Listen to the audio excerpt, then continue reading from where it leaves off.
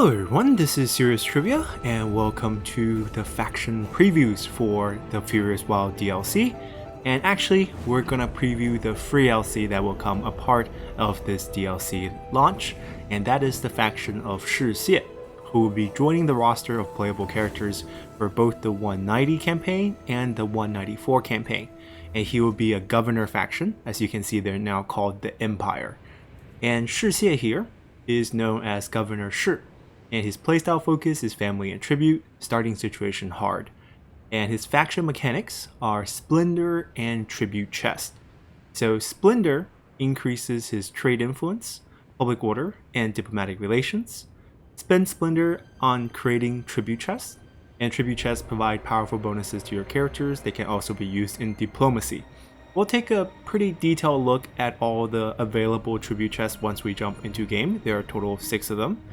And he has a special passive effect where he gets reduced cost for marrying and adopting characters, so half price for both of these features. And he is a governor, so he will not be able to be declared a governor himself and has to go hunt down the emperor seat from the 3 that will. And aside from this, notice one thing right off the bat. There is no unique units. So it's not that I've been hiding this from you guys. I'm not allowed to talk about Shi Xie at all before today. And what I noticed right away and questioned very deeply is why are there no unique units at all for Shi Xie?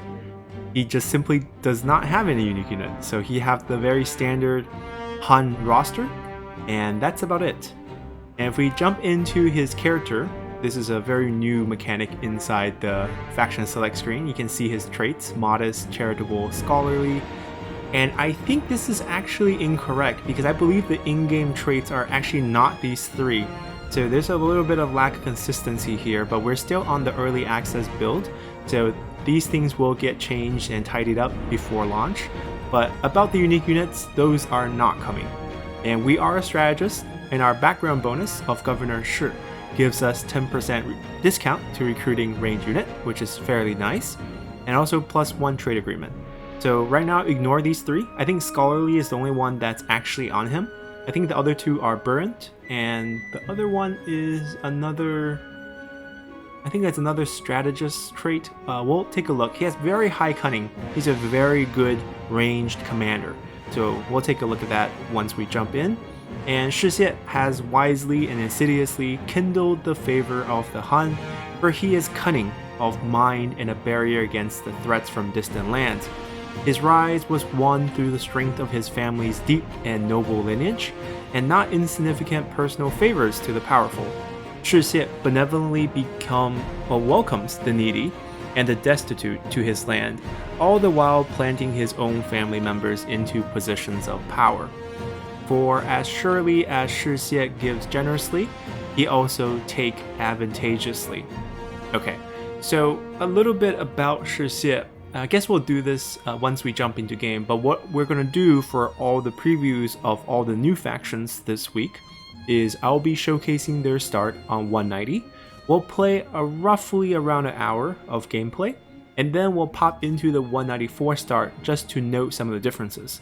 We're mainly going to feature 190 because I know everyone at least have the base game when they purchase a DLC, and not everyone has a World Betrayed, but I'll still show you guys how that start will look. So we'll get a little bit of both. And the map starting situation for 190 looks like this. We are surrounded by a few enemies to the north and to the south, and we have a decent stretch of land, and we face the Nanman factions to our west, of course. So let's jump in here. We'll be showcasing everything on legendary 40-minute battle timers as usual, and on romance mode. So let's go. 主公，您被任命为交趾郡太守，已3年有余。自您赴任以来，朝野上下愈发混乱不堪。但您必须守卫国土，不能坐视家国被乱党的利爪所伤。玉林、高梁与九真的军阀均有不臣之心，必须击溃他们的野心。您已经向天下证明了自己的实力，如今您应当悉心看护您的领土，您的疆域虽然辽阔，但南境之地仍需发展与治理。您族子孙如有鸿鹄之志，必成英主，得您时时教诲，可为国家长盛不衰筑下坚实基石。另，汝需对越境部落多加小心。大一些的部落中不乏智慧的头人，或可用言语安抚，无需动用武力，但要小心边境附近的目录大王，他对一切示好一概拒之。无论前路如何，主公，请您牢记使命。您是陛下钦点之人，必当为南境带来和平。Alrighty, so we're loaded up in here. And ruler of the southern lands, you have been appointed as the ruler of Jiaozhi Commandery. While this is certainly an honor, this territory is also far from the Han government, far from inspectors, and far from your culture. Many would consider this nomination a vile insult, but truly there is boundless opportunity. You can use this land and its remoteness to create your own empire within the empire and secure a future for the Shi family for generations to come. And our goal is to appoint family members to positions of power to generate Splendor, our unique resource, and we can let Splendor accumulate for faction-wide bonuses or use them to purchase tribute chests, powerful auxiliaries that give strong bonuses to characters when equipped. So, all good news. And our first mission is very interesting. It's to assign Shi Yi. There's actually, I'll explain this later, to administrator post. And path to glory, we get population growth, public order, and peasantry boost. Family in high places indeed. And let's first take a look at where we start. And let's center the map a little bit. So Jiaozhi is the commandery over here. Half of it is split between Nanman lands, 2 of the counties. It doesn't affect gameplay at all. Nanman land for the counties are built exactly the same way as regular counties, but they will stay forever Nanman land. It's just a cultural boundary.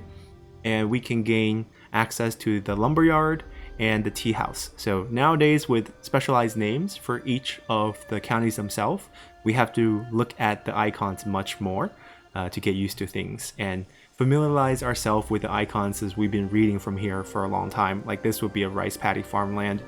And down here we have the new addition to the map in Jiuzhen Commandery.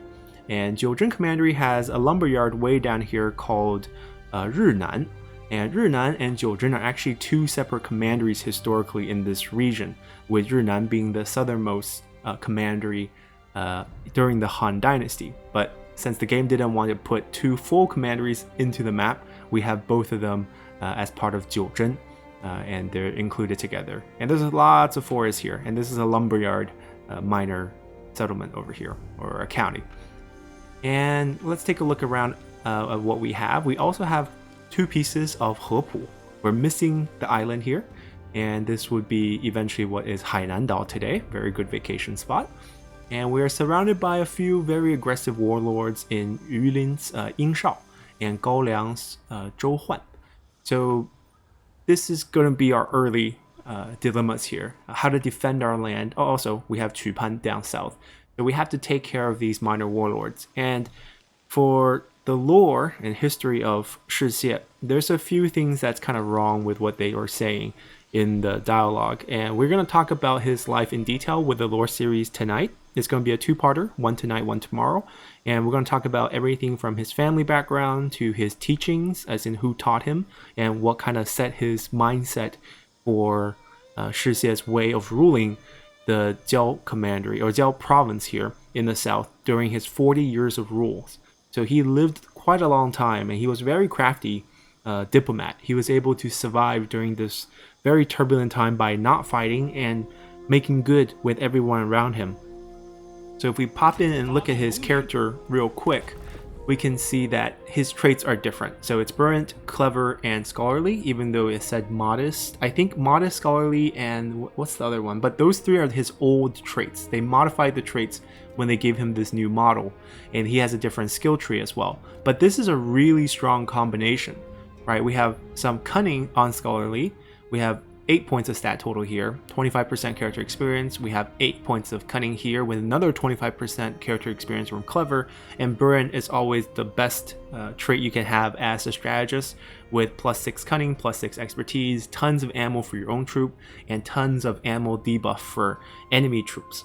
And you also get income if you make them administrator, which isn't going to apply to our faction leader. And the increased ambition as independent for the administrator is also not going to apply. And what's really cool about Shi Xie's new model, in that he got his new armor, is that his armor has some very interesting bonuses. 18 points of cunning, great. 55 armor base for a robe is very good. And you get 30% range block chance and 12 points of charge bonus, which doesn't really apply much to a strategist. But what's really cool is now this legendary armor can be sets. So it takes on the role of the other set of silver strategist armor. There's a silver one called I forgot what the name is, but it basically has the exact same set bonuses of Celestial Fury and Tacticianer's Design. And Celestial Fury is when you have Imperial Bow, and it gives your units 50% range firing rate, so they fire faster. And then Tactician's Design requires a Heavenly Sword, which give all your units +10 melee evasion. So technically some sort of expertise boost and some sort of, cunning boost, and kind of plays into his traits as well as his stats. And we start out with the Heavenly Sword and the Imperial Bow. So you have all the bonuses active. You're going to be a great range commander from the onset of the game. And that's your strength. And you don't have access to any units, but at least all your archers and crossbowmen are going to be excellent. And you also start out with a very interesting skill tree. If we take a look at this skill tree, you might notice the placements are really weird. So usually resourcefulness is here, and it gives the flaming shot, but things are moved around because we got some very unique skills. We got Turning the Tide, which is a returning one. It's not a completely new skill, but it's new on Shi Xie, and you get basically a huge boost to your troop if there are enemy units routing within range, and the range is 100 meters, not too far. So you kind of need to be up there to give this boost to your units. And all you need to do is focus down pretty much the weakest link, and you'll be able to generate a lot of bonus damage. And even if you stay in the back next to your range units, as you repel the enemy charging towards your line, all your range units going to deal much more damage. And you start out with some nice faction-wide bonuses, plus trade routes, plus 1 rank for all recruits. And you have pretty much the standard set skills from most strategists. You just have a few different active abilities. Nature's Ally for ignore forest penalties, which is key because we're in the south. There are tons of heavily forested area around us, so it's very nice, well thought of to give us these bonuses. And the morale boost is obviously going to be a nice bonus for your troops as well. And then Inspire Surge, very standard for the rest of them. So that's pretty much it for Shi Xie as a character. And we already looked at his bonuses here. His total stat boost, however, is not that high. 20 Cunning and 20 Authority. But I question if this background title might change in the mid-game. Because previously we've seen titles like King Shi. So King Shi is a title that was granted to him much later on, post his death, by the Vietnamese people. Because currently he rules over a part of land that will eventually become modern Vietnam. And during this period, this was Han controlled. And he lived a life of splendor, like his title says, when he is in the south. And the people here got, cultivated by him. He taught a lot of Confucian thought and passed on the written Chinese language to the ancient Vietnamese people around this area, because they had a different, spoken language, but they didn't have a unified writing language. And he kind of taught the Chinese written language to the Vietnamese people. So you still had a lot of historical texts from Vietnam that are written in Chinese in terms of the script, but it will be pronounced in the Vietnamese dialect or not even a dialect, in their language. They basically just used only the written portion of the language. So he's well remembered, and there's still temples of Shi Xie in this area of Vietnam. But modern day Vietnam is very big, and there has been huge influences since that point through their own culture as well as the French colonization. So Shi Xie is largely a forgotten character both for the Han population and for the Vietnamese population today. He's a very minor warlord during the Three Kingdom period, given his position. And speaking of his position, I know we're not playing the game at all, but we'll make the episode longer. We gotta talk about him. So his past, how did he get to this point? Well, the entire Shi clan were not from this area. During the early turn of the millennium, I guess, it's around, I think, 9 or 10 AD, or CE, whichever one you want to call it. Shi Xie's family is actually from this region, in what today would be modern-day Shandong. And back then, it's technically considered the Lu region. So he's from here. And his family, during the end of the Wang Mang dynasty, or the Xin dynasty, which divided the Western and Eastern Han dynasty, there was about 13 years when one of the regents created his own dynasty. And during the end of that dynasty, when the Han was grabbing power back and once again the country was in chaos from war, his family became refugees. And they actually ran all the way down south. They didn't go this far. They went to a place called Cangwu, which we can't see because it's in fog of war, but it's this commander right here. And his family stayed there for about 6-7 generations. I think Shi Xie will be the 7th generation. So they're well adapted to this region down south, but they are from the Han territory, and they are definitely ethnically Han, and they believe a lot of the same Confucius thought, considering they came from the hometown area of Confucius. If you think about where the temple placement are, Confucius is also from the Shandong Peninsula. So he carried a lot of that value with him and his family. And when he was a child, his father, he was born in this region, but his father very soon became the administrator of Rinan, the southernmost commandery. Not the most glorious job, because you would think on the fringes you had populations that were less civilized in a sense, and it's prone to uprisings, but his father was an administrator nonetheless, which has a lot of perks. Because back then, how the government worked, if you want a job in government to become a clerk and get your career started, someone who's currently in the government or from a very influential clan need to recommend you. It was a process called xiaolian. It's a very strange system back in the day, and it's heavily based on Confucian thought, in that if you want to be a good person of good character, you must treat one's family with respect. So xiao here is filial piety. So basically, people would observe you and write a letter recommendation based on how well you treat your parents, in a sense. So that's why you have stories of Yuan Shao, guarding the tomb of his parents for 3 years. That's a way to gain a lot of street cred with the government. And obviously, if your father is in a high place, he has the ability to write this recommendation. Now, obviously, he can't write this for you, right? Your dad tells letter recommendation for you saying how well you treated him makes no sense and is not given credit in the court. But his dad can say, perhaps write a recommendation for this administrator's son in the neighboring commandery of Jiuzhen. And in return, the administrator of Jiuzhen would write a recommendation for your son. So it kind of allows the gentry class and the scholars with big clans to kind of control who gets to go into government. And that's why some big clans like the Yuan clan, who has been in control for 3-4 generations, ended up passing up a lot of these letters of recommendation to most of the people who are now in court, so they all owe it to that clan. And that's what gives that clan so much influence and clout in the government. So once Shi Xie became a teenager, he got that coveted recommendation, and he got the chance to attend school in the capital, in Taixue. So he traveled very, very far to Luoyang to go to school. And he studied under a gentleman named Liu Tao, who is related to the throne, but a very distant relative. You have to trace it back to the Western Han Dynasty about 200 years ago, similar to Liu Bei's claim, except for Liu Tao's claim is legit. And Liu Tao was at this time a scholar in the court, and he was teaching. And he took on Shi Xie as one of the students.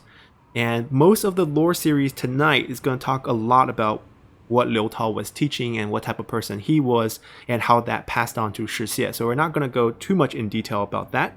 But this is around 180-ish. Shi Xie was there and learning. Probably in the 170, he probably went there during the 170s. And he was learning all the way through 180s, and he eventually graduated and got a clerk job in the government. He didn't get along with a lot of people at court, and he actually lost his job a couple of times, but he was reassigned. And at the end, near the time when Yellow Turban Rebellions was in its peak, or about to, peak out and die down, because it was a very fast rebellion, there was uprisings in the south. Jiao province was in trouble at the time, because you had all these warlords, and also the prefect of the commandery died. And during this time, his father had passed away too. Natural causes, nothing like crazy rebellion, but because his father died, there was a rule where you technically cannot rule on the land where you're born, because they don't want people to collude with locals and potentially, cede away from the country. So because there was a lot of uprising and no one really wanted to go south, and Shi Xie was actually very well qualified for the job, and since his father was already dead and not an administrator, it's fine to give him an administrator job. Or else you would have a father-son duel commanding two of the commanderies in one province. That could be a big problem. So he was allowed to go back, and he was given the position of the administrator of Jiaozhi right here. So that was kind of his role, and he came back here and he got the situation under control. He wasn't the big leader in this entire province. He was just in charge of one commandery, and he kind of got along with the new prefect, who very soon got killed in another uprising because he was raising taxes too much, because who else would want to come to this province if they didn't buy the job from Emperor Liu Hong? And if they bought the job for extra for going far away from the capital, they were going to try to get their money back by raising taxes, and the locals did not like that. So tons of uprising here, and after the uprising you had all these warlords fighting, and eventually a lot of them died. So there were a lot of empty administrator positions. So Shi Xie did what every man would likely do, recommend his three brothers to the government, and his three brothers eventually became the administrator of Jiuzhen, Hepu, Hainan, and of course he stayed in Jiaozhi here. So they ended up controlling 4 of the commanderies. So very impressive control down south. And that's kind of Shi Xie's family start. That's why we are here in 190, because we have returned. And it's been 3 years since our return, and the area around us are in chaos, and we can finally play the game. And the first thing we do, we'll do this mission. We'll give our brother, this is our oldest younger brother, administrator post. And the family tree is actually quite interesting. They don't give us all our brothers here. I don't know if they will appear as the game progresses, but we have 2 more brothers. There's a family of 4 here, and Shi Yi is one of them. He's given the title of complacent administrator. Wonderful. We'll get plus 10% corruption if he is the leader, but he will not be, and he gets 15% satisfaction, which is quite nice, and a lot of stat boosts. So that's why I think Shi Xie's title is probably going to change, and we're probably going to get more stats, because 40 right now, it's quite low. We also have 2 sons. Shi Xin here is faithful of the Shi, and indeed he was, because he was sent away as hostage in his life, which is very sad. We'll talk about that maybe a bit later, and it'll be definitely covered in the lore series. So if you guys want to hear more about the story of the Shi clan, we will talk about them then. And then we have Shi Hui here, who will bring ruins to our clan as he decides that being administrator is no longer enough. But he has a lot of other circumstances around that rebellion. It wasn't just he was entirely naive. It was after Shi Xie's death, Sun Quan wanted to put the squeeze on the Jiao province. So he was trying to push Shi Hui out of power, and Shi Hui kind of responded kind of in a naive sense, in that he thought he could use the population support of his family to break away from being a vassal from Kingdom of Wu, and that didn't end well for him at all. And he was definitely naive in many aspects of that story, which we will also talk about in tomorrow's lore series episode. And aside from our family members, we also have one court official in Zhang Min. And Zhang Min was just historically he was part of our faction. He was nothing impressive. He was sent out as ambassadors often for carrying our tributes to the capital, because we paid tributes regularly, and that was one thing that kept the peace. And speaking of tributes, we got to talk about Splendor. So Splendor is a resource that we will gain if we have family members in high court positions, which is why we're going to assign our brother a administrator position. And once we get enough Splendor in the first tier here, so the total amount is 260, which is an interesting amount, but I actually don't know what the breakpoints are. Right now it's 60, right? So I think this is actually a 65 breakpoint because 65 is the cost of one of these chests. So I think it's 65, 130, and then another bar of 130. So it adds up to 260 for 4 chest amounts in terms of how the bar is when you're full. And right now we're unnoticeable. We don't have any Splendor. But once we go over 65, we get 10% trade influence, which, you know, builds into our trade focused historical position, because Jiao province was the port for the naval Silk Road. And that's why we also have some Buddhism influences, because Buddhism are coming through India through these port during this time period. And then finally, once we go above 130, we become godlike. We get plus 10 satisfaction faction-wide, plus 5 public order, 25% trade influence, all good stuff. There's no negative to our bonuses, and we can spend 65 at a time to buy these chests. And there are 3 types. There are diplomatic ones, regional ones, and personal ones. Diplomatic ones gives you bonus to diplomacy, as you might imagine. You basically have to equip these chests onto your ancillary spot, and they open when you equip them. And not only do they open, they lock onto that character for 20 turns. So until you use up everything in the chest, you're stuck with this chest as your slot in the ancillary item. And you can see the bonus only applies if the character is Prime Minister, Heir, or Faction Leader. So they have to be in a key position to enjoy these bonuses faction-wide. And here you just get 15% trade influence. Not too incredible. Diplomat's chest is a little bit better. You get 15 points of diplomatic relationship with all factions. That's actually pretty strong. And technically you could stack 3 of these, right? You could have them on your Prime Minister, Heir, Faction Leader. Actually, I lied. If you have an Imperial Court, once you do get yourself an Emperor seat, you could stack 7 of these. Well, that's incredible. That might be broken, because you'll be boosting diplomatic relationship by 105 with all factions, and you could do all sorts of shenanigans when you have that much diplomatic relationships. That's interesting. That's something we have to try out. You have to save these chests. You can buy these for 65 at a time, but you can only buy up to 4 even if you have max. But you can save up more points and keep buying them and save them up and pop all 7 onto all 7 Imperial Court positions. That could get very interesting. 20 turns of 105 diplomatic relationship with all factions. That actually sounds pretty strong. And then regional chest, we have a bonus to local commandery. So your character just needs to stand in that commandery. They don't even have to administer it. So this is quite simple. You get 10 public order, 15% to all resources, all income sources, which is very nice. Industrialist chest is 15% replenishment to own army in local commandery. So all armies in that commandery that you're standing on. And also get -2 construction time.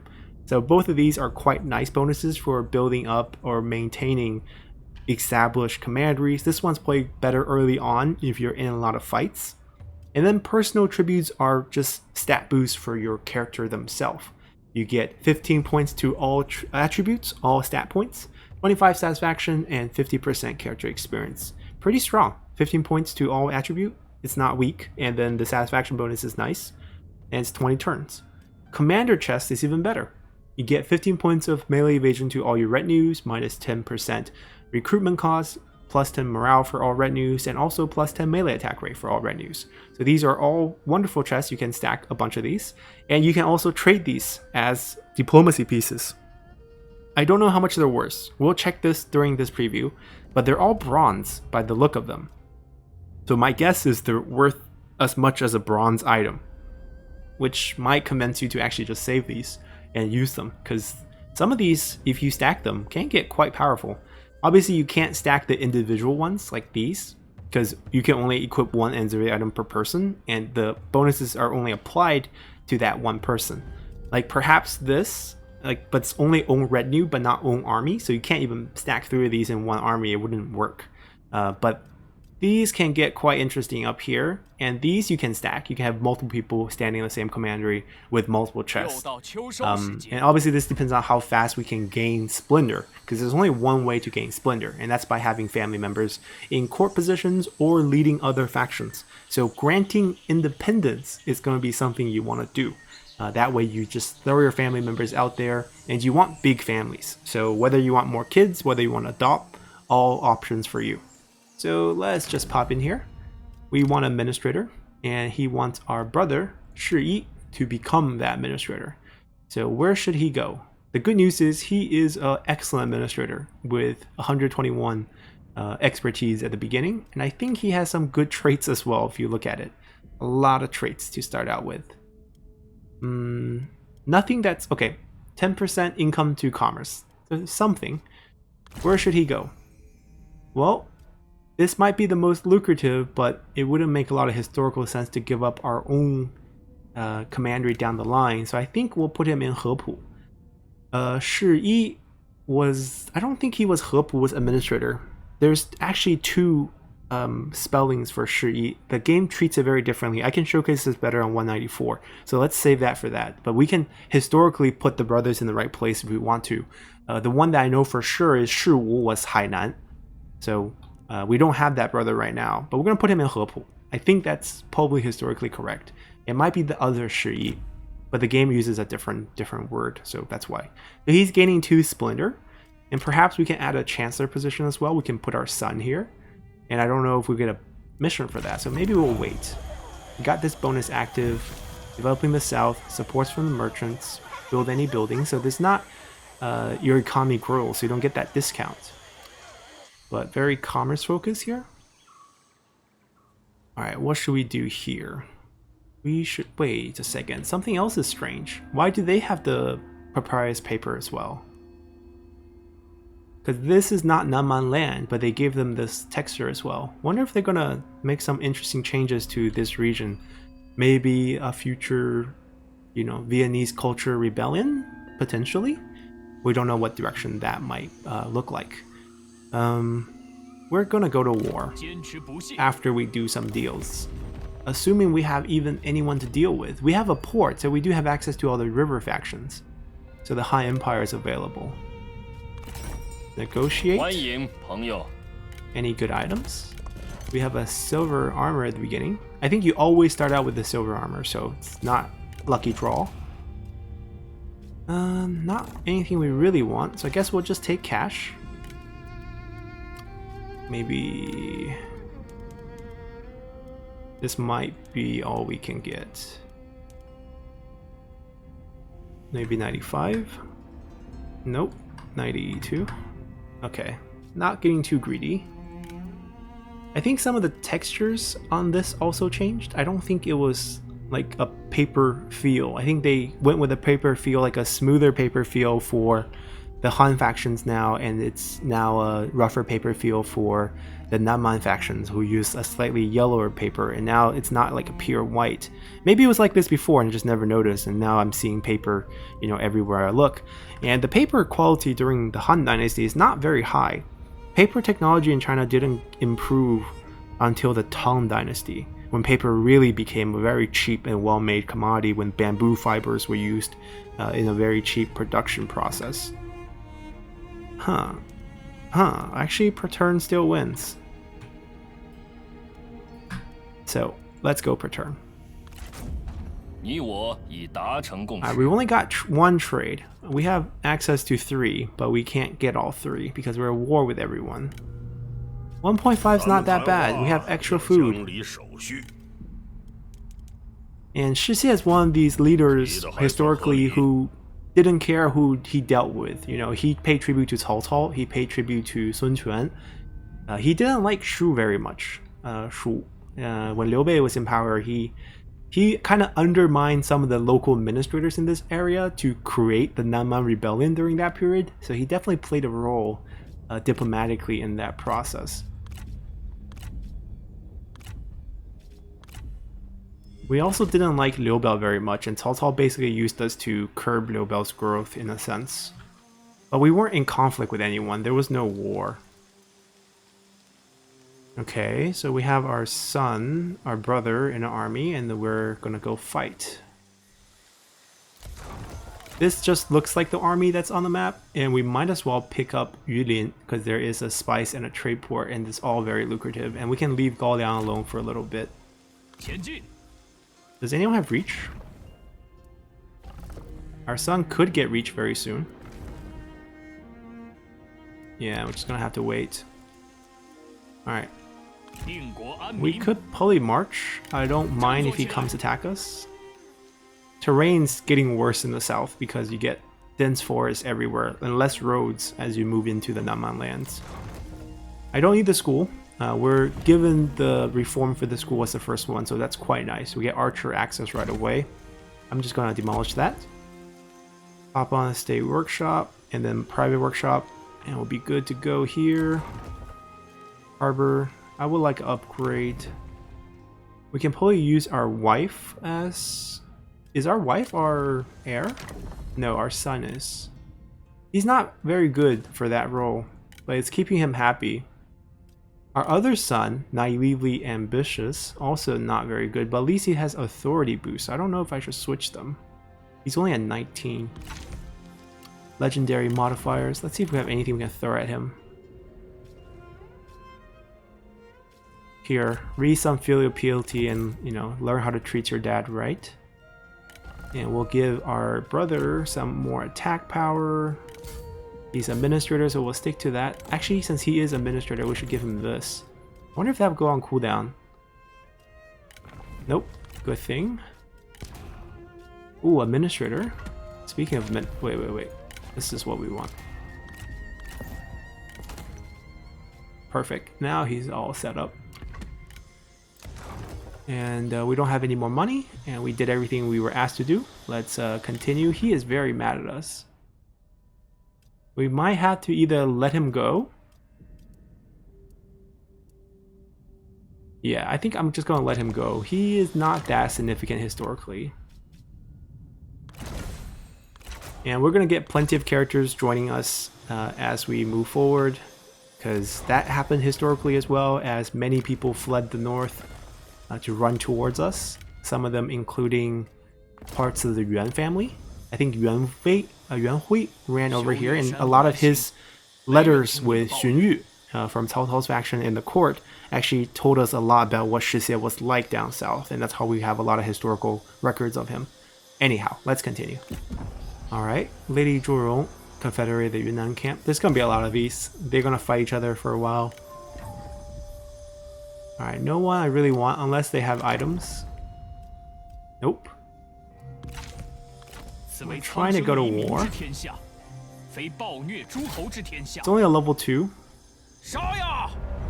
And for the sake of time, we're not gonna fight. There's no special units. We're just gonna delegate this. Let's see. We'll execute, or do we want to take her in? She's the wife of Ying Shao.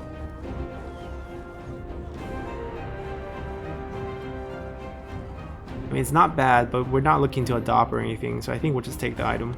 We'll occupy it. Ying Shao also died in the fight, so Ying Ye takes over. Inscription building, tear that down. That's actually not bad here. A lot of commerce potential.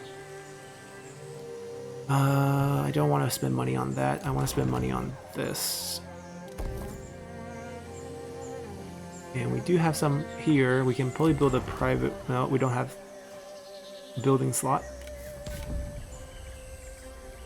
Alright, everyone's at least decently happy and we can continue. Alright, more fighting. Support from merchants. Lord's chest. We get a chest for free. Oh no, we gotta give a chest to Shi Xie. I don't want to do that. Do we have to do this? We can buy a chest now next turn. We had to give up our bonuses from our item sets. Alright, we'll do it for the sake of the mission. In building. I'm gonna assume Gaoliang's not gonna attack us aggressively at this point. Private workshop. Alright, let's continue here. Alright, I should have checked for more trade partners, but... Oh, Jiling. I don't like him that much. We'll pass. We can't reach. Very sad. We got another item that we can give to people if we want. Not necessarily needed. No one's attacking us. We finally can pick a reform. I think given our range speciality and also our focus on spice, I feel like Onyx Dragon Rush is probably the best way to go. We can either get another trade route, actually just take 10% from commerce. I might actually take 10% from commerce. We have unused trade routes right now, which Kongrong, he got his port. Wonderful. The two trade masters talking it out. He's willing to pay us plenty. Does he have any unused armor or such? Nope. I guess it's just money then. He doesn't have a lot of it. He's probably not controlling much. He has Luan, one of the new commanderies added into the game. Used to be Taishan, so not a big change. Just consistency and commandery naming. Alright, we got all three now. Maybe we could have used another one, but he was the only one showing up as a potential trade partner, so we're not exactly wasting any. Alright, let's move on. Alright, we can now afford our chest, and I think I forgot to build last turn. Discourse of the State. Where is our heir? You read this book, and you read this book. Very good. And we are very scholarly as a person in history. We studied a lot of historical texts. We had that's kind of Shi Xie's hobby. Oh, maybe I think the optimum build is this first. This first. I don't remember the template guide. It's not this first. It's one of these builds first, and then like I think a couple builds here, a couple builds here, and then this. Get ourselves a trade port. These factions are not strong, so it's not like we have a strong foe. We can pay to be a noble individual, increase satisfaction faction-wide. I think we do that. Pay for the doctors or the collapse. Perfect. Level 2, not bad. And we'll pick up the spice, and then we can turn around and pick up Goldown Salt Mine, pretty nice. And then we'll go south. This is the hardest terrain to traverse, so we're going to save that for later. And then we're probably going to go to war with the Naman factions. And that's all we're going to do. Buy ourselves a chest. They said Lord's chest, right? We want the satisfaction boost on our leader. Makes no sense whatsoever, but we'll do it. Alright, let's make sure the mission says on Shi Xie. Yes, on Shi Xie. This is so sad. Alright, we'll give the bow over to... not our wife. Not him. Our wife. Hold on to it for us.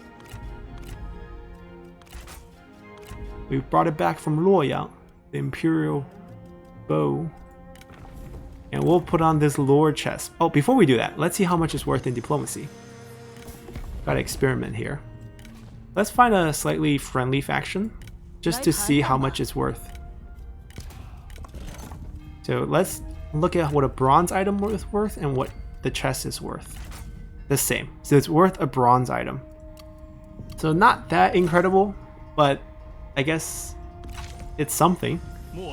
And we'll see what the mission gives us. It gives us 20% movement, I know that, but like, what's the next mission, you know?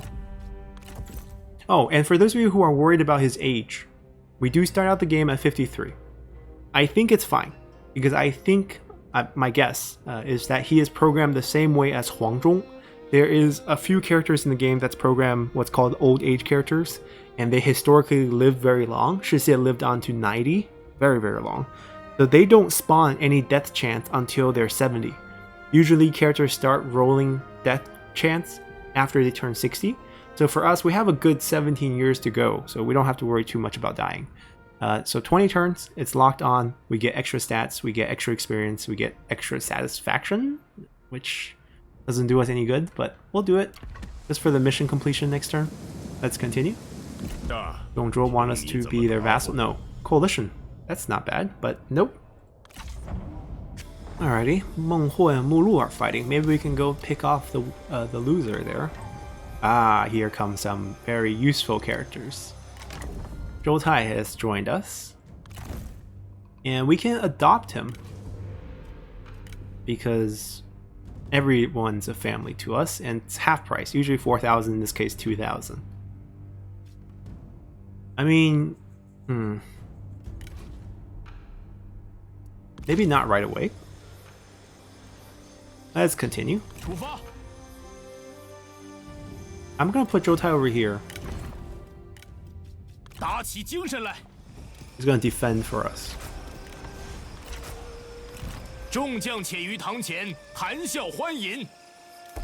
Alrighty, let's continue.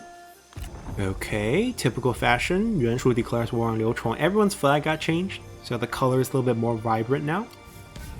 And the text is a little different as well. And the Yellow Turban Rebel has this square colored flag now, no text. Alright, Lady Zhuoron's taking down 2 tribes, good for her.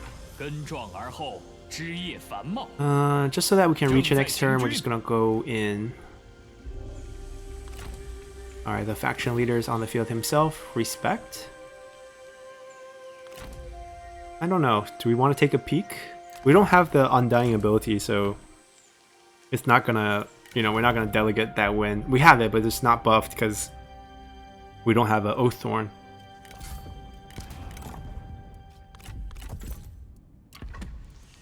Alright, let's just build this up. And let's wipe out one faction and see if we get any more missions. This one didn't activate. Oh my god. I can't read. I can't read. It's the sun.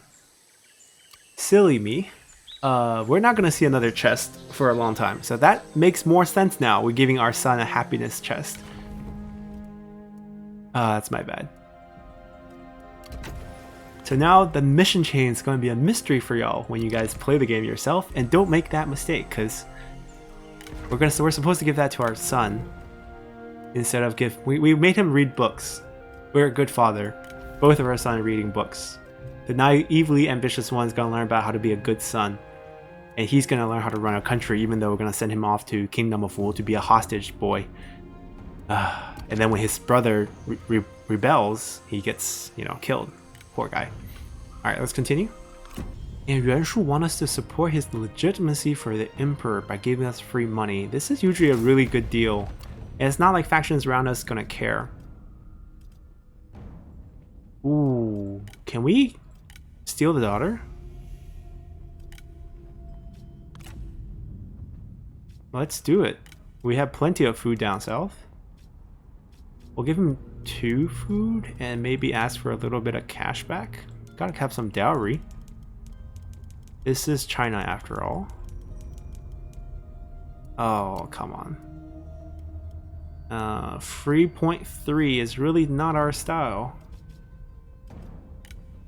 Fine. 3.3. We're giving the dowry here. This is modern China. The Sun's family are paying.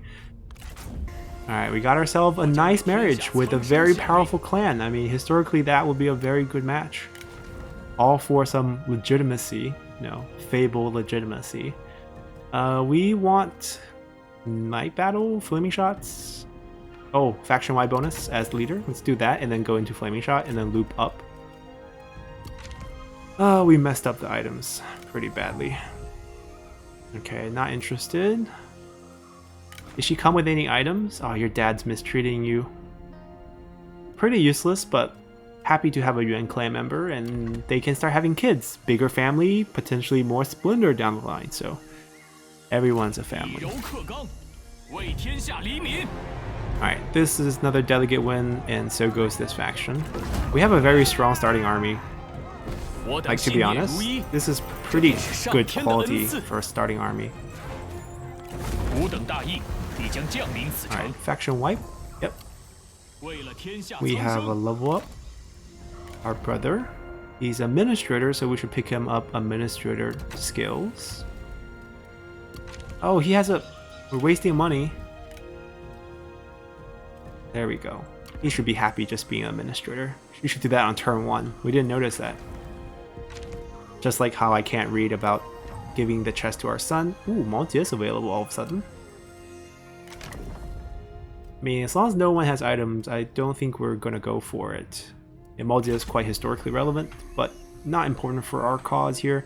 I think we're gonna clean this up, or maybe go look at some of the Nanman factions. They're doing okay, but I don't think they're that aggressive outside of Nanman land in the beginning, because I think they're programmed to fight each other in the beginning, which is nice. Let's continue. Alrighty, some war in faraway land. We're coming back. And we're gonna fight together, try to build some Oaththorn with Zhou over there. And let's see, we can get 15% more from commerce, or we're gonna try our luck with the trade. We do have port access. There we go. Nanhai. Very close by faction. We might want to wipe them out, but maybe we'll stay south of the Pearl River in the beginning. We might have to deal with Nanman threats. So he also has kids, but he's a nobody.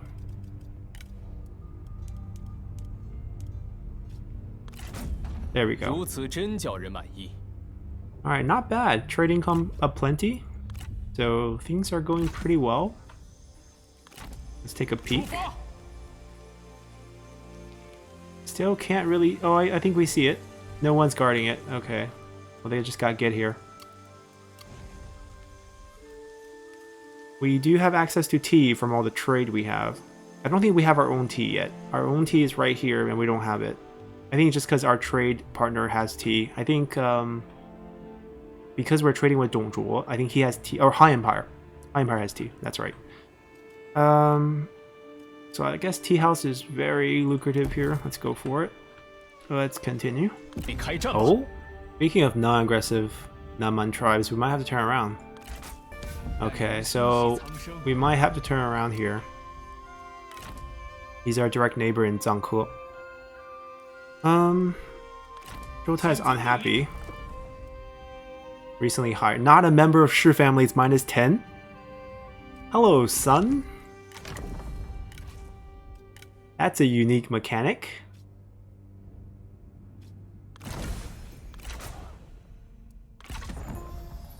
Alright, happy boy.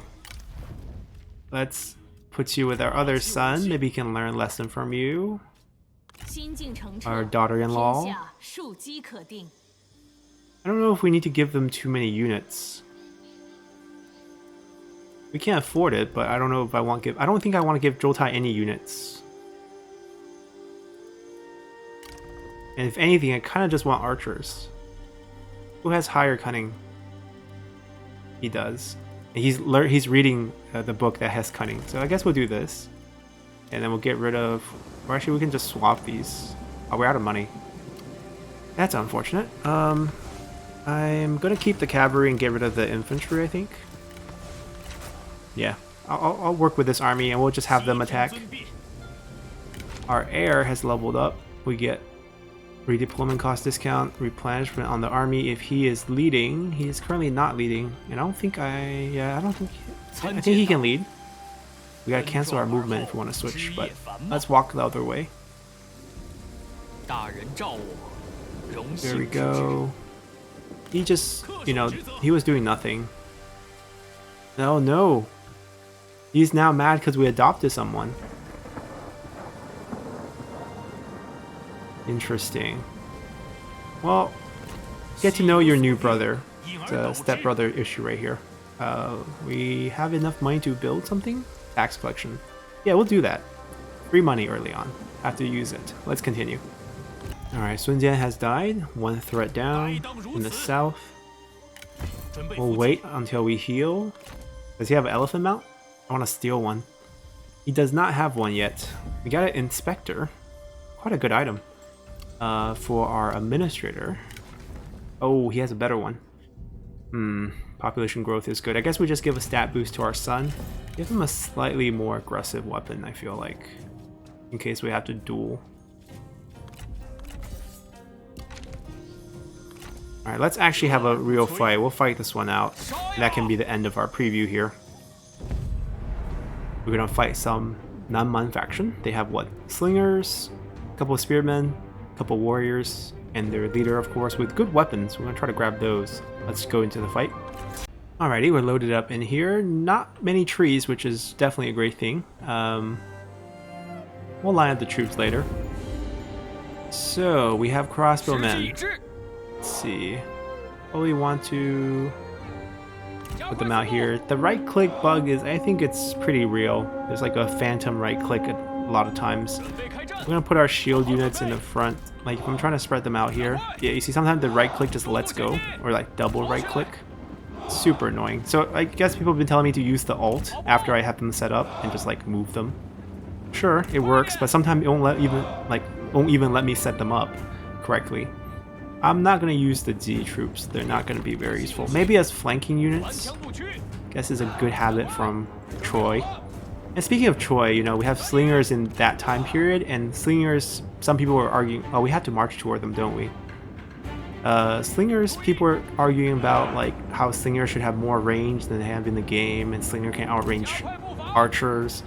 Yes, that's true in the Stone Age or the Bronze Age when you didn't have recursive bow as a technology. This is 200 AD. You know, bows came a long way. There's a reason why people don't throw rocks around anymore. So they should have less range than archers in this game.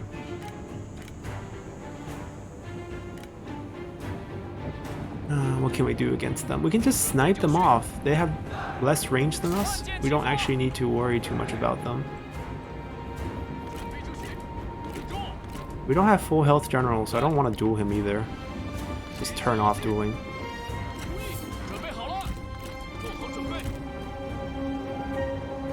They're moving. They're moving up or they're moving back? We're just gonna pick off the slingers first. Get ready to flank. I don't want to fight in the forest at all.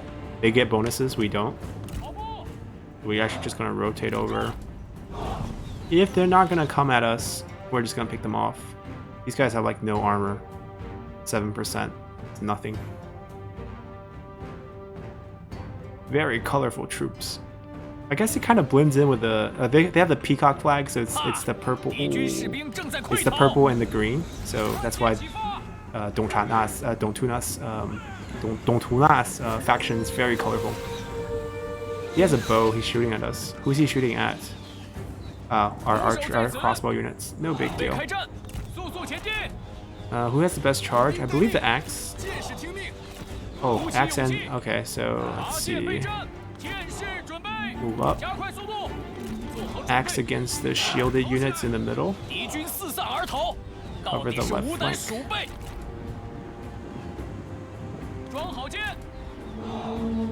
Make sure they're completely routed, and then we'll try to hit them on flank. Alright, axe on axe.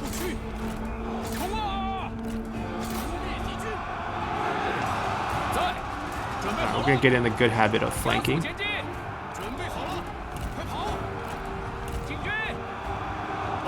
We have a buff on units here that we can use. We can try to do some damage, but there we go. Oh, don't run that way. Pull that out. Alright, too bad we don't have turning the tide, or else as these guys route, we get much more stats. Chase them off. The archers didn't even get to position in time. Alright, we're just gonna make the infantry fight him. Give the experience over to our crossbowmen. Have some of our generals chase down a few guys.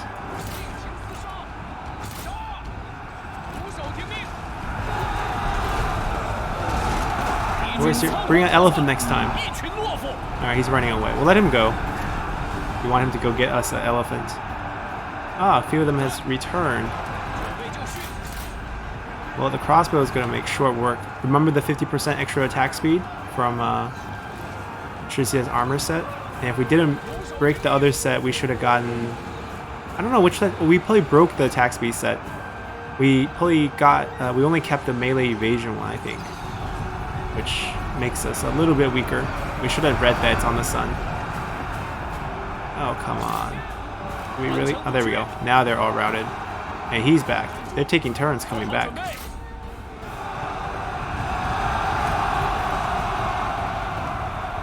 Ooh. Let's go, son. Oh, chased him away. We scared him. That's good.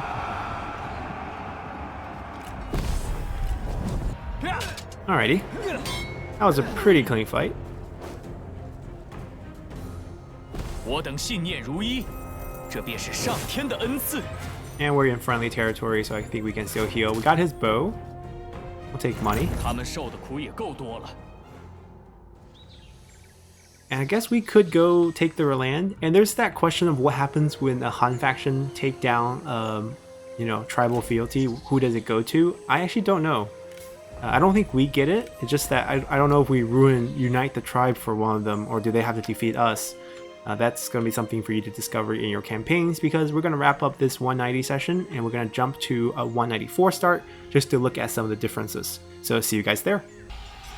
主公对南境的治理相当成功，南境在您的治下蒸蒸日上，迎来了和平与繁荣。此地已成为文人骚客与商贾之乐土，吾幸不辱皇命。您所成就的功绩已无人能及，然北方已陷动乱之下，暴虐董卓已死，朝廷中出现权力的真空。南境已得和平，您须得放眼中原，将荼毒帝国的余孽一一拔除，但不要低估目录大王，他到如今依然强势。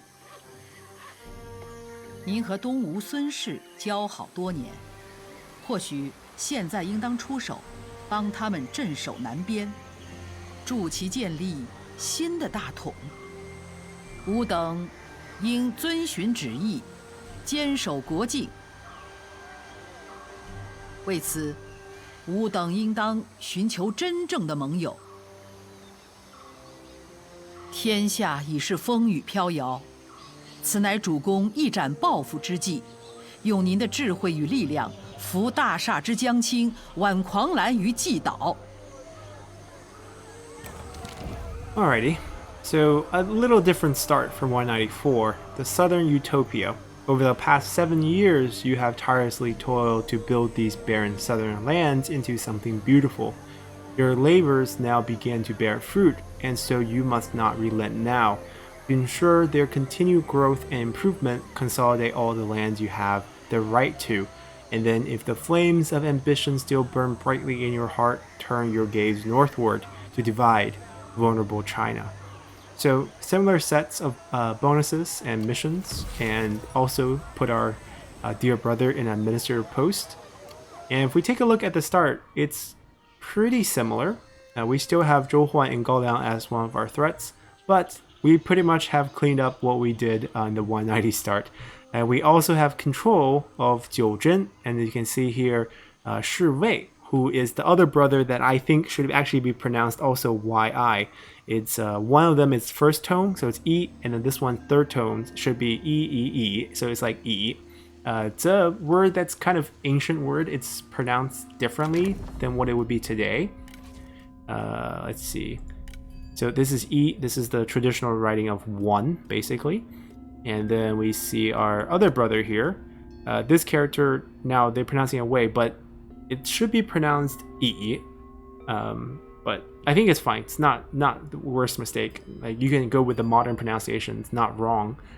They have Zhang Jiao as Zhang Jue, which is also where they chose to use an older way of saying his name, because Jiao is basically all pronounced Jiao today, except for one use case, which is kind of almost a Beijing dialect, which is I'm actually more familiar with since I'm from Beijing. So you actually have how you say characters or like actors in a role, you say 角色, and that word is 角.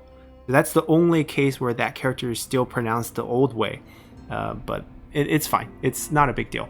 But you can see that our brother already controls a faction, and he's our vassal. We can kind of see it from diplomacy. Let's close her out. That's our vassal. So we have more splendor because our family member is a faction leader. So granting them independence is the really good way to give you a lot of points. And we can play it historically. So our third brother here is going to be in Jiuzhen. So that means Shi Yi should be in Hepu. So historically, I think we should put him here because Shi Wu should be here in Nanhai. And another thing that's really messed up about this family tree is Shi Wu is our son, even though he should be one of our brothers. So I'm throwing question marks all over the place. But yeah, this one's super weird. I sent tickets in. I'm gonna ask them to fix this because he should be up here, and he eventually becomes the administrator of Nanhai, but he dies young. He's one of our brother who didn't make it. But we will try play historically if we ever end up playing Shi Xie, and we're gonna throw our brothers in the right places, grant them independence. They're gonna be our vassals, and we're gonna throw our sons all over the place as well. And so you can see you have the middle child because he has another kid too. We have a big family. Which is also interesting why we don't have them right away, because we're already 57. It's not like we're gonna have... Oh, they gave us a very young wife. Okay. Are they gonna give us new kids? I don't know. I don't think you can have kids when you're 57. I think that option has gone already. So anyhow, the items starting out the same. The character very similar. We get our brother as a son, and we also get another son, which is nice. The bonuses are not that crazy. He's great as administrator that you keep, but he's not going to be good as administrator you throw away to be a leader, because I'm going to pretty much give him Hepu and give him some of the land. So I think the best start here would just be throw our brother here. I mean, he makes an excellent administrator for you as well, but Hepu is also not that lucrative, and we can go historical here. And we can grant family independence. Wow, there's a special one for him. He'll like us. And we want someone in a chancellor position. And we have another vassal. And we get 20 points. It's not showing, but we'll get 20 points. And we want someone in the chancellor position. He's going to be a good administrator. Our son, probably want to pick the son that's not going to be heir. I kind of want to switch him. I'm going to put him here for now, just to make him happy. He's granting us 5 points in this role. So administrators are 2 points, 5 points for chancellor, 10 points for these positions, my guess. And that's why like a faction leader is worth 10 points. I think I want him... We'll let our middle son take care of Zeldr for us. And we'll let our other son... Man, I don't want to give him a job. But 7% construction... Not that good. He's not going to be useful anywhere. Like, he might be even a better administrator, to be honest. We should probably replace them. So I'm going to make him our heir. Also for historical accuracy. I mean, it's true. He needs to wait a turn, but he might leave us. We got to give him a title. Have 2 vassals as a mission. Commander chest to Shi Xie. This time is right. Last time was wrong. Just give him a title for now. Probably something big. What's the negative ratio? Wow. Wow, it's actually really big. Guess getting disowned is not a kind thing. We're talking about 25 points now? Okay, 25 points. We'll try to give him like 30. 40. This is a 41. Yeah, it's gonna be super expensive for this turn, but just to make sure he doesn't leave us. And we can get ourselves council, send him on assignment. Perfect.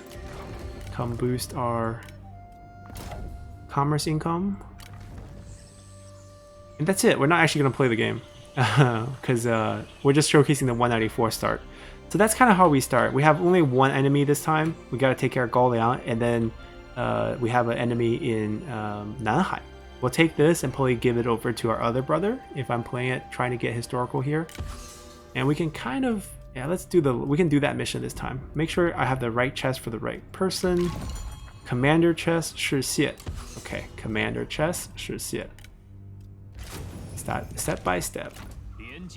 We also start out with our very awesome set. Hold more land. Okay, pretty natural progressions here with the mission. Conquer our one enemy. So things are looking pretty good. I hope you guys enjoy this preview of Shi Xie's faction. The main mechanic is obviously Splendor and dealing with your family in terms of relationship, different types of granting independence, and also adopting people, because if you're not part of the family, you are angry right away. Everyone wants to be part of the family. So maybe we can only play with our family characters, or people we are willing to adopt, or else we probably need a concubine to make everyone happy. So that's kind of the showcase for Shi Xie for 190 and 194. We'll come back together and showcase all 4 of the Nanman factions in greater detail for their starting tomorrow. So until then, bye!